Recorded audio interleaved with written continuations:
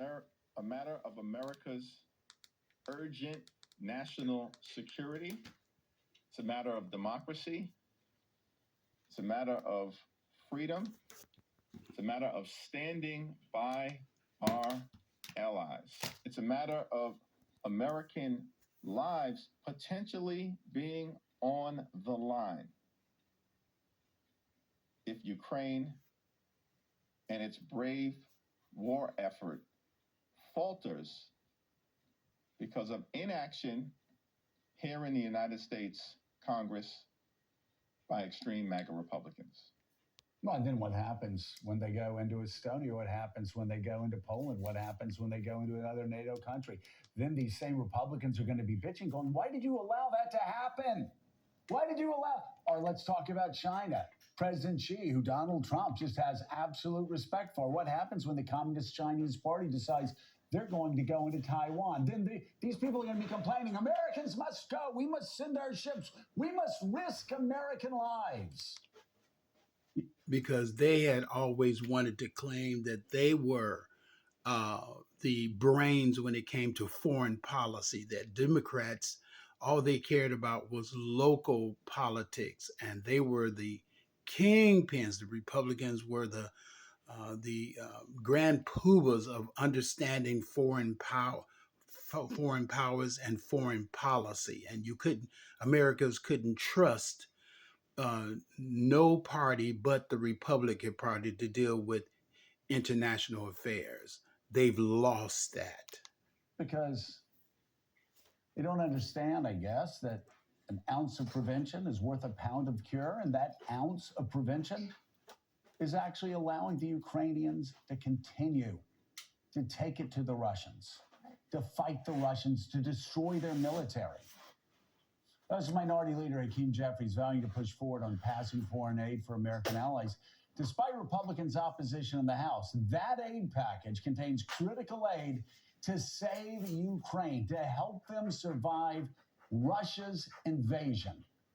And more Republicans are increasingly siding with Russia, seemingly at the behest of Donald Trump, whose appeasement of Vladimir Putin should come as no surprise. Here are just some of those examples. Are you an admirer of the Russian? I think he's done really a great job of outsmarting our country. Putin even sent me a present, beautiful present with a beautiful note. We just left Moscow. He could not have been nicer. He was so nice and so everything, but you have to give him credit. Russia is like, they're really hot stuff. I think I'd get along very well with Vladimir Putin. He's running this country, and at least he's a leader, unlike what we have in this country. No, but again, he kills journalists that don't agree with him.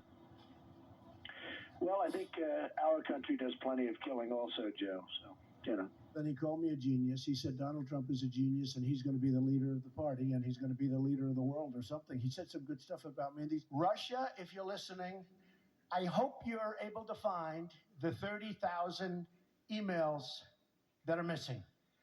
I think you will probably be rewarded mightily. My people came to me, Dan Coates came to me, and some others. They said they think it's Russia.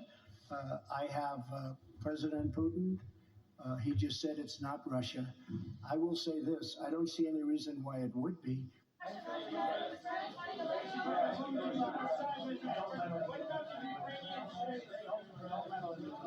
So Putin is now saying it's independent, a large section of Ukraine. I said, how smart is that? And he's going to go in and be a peacekeeper. You got to say that's pretty savvy. It's not that Putin is smart, which of course he's smart, but the real problem is that our leaders are dumb. Vladimir Putin, has anybody ever heard of Vladimir Putin?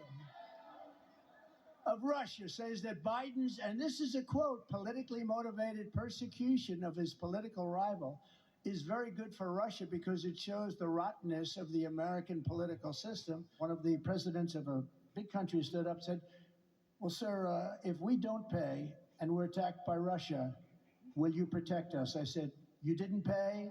You're delinquent? He said, yes, let's say that happened. No, I would not protect you. In fact, I would encourage them to do whatever the hell they want. You got to pay. You got to pay your bills. I mean, it goes on and on, Jonathan Lemire, on and on.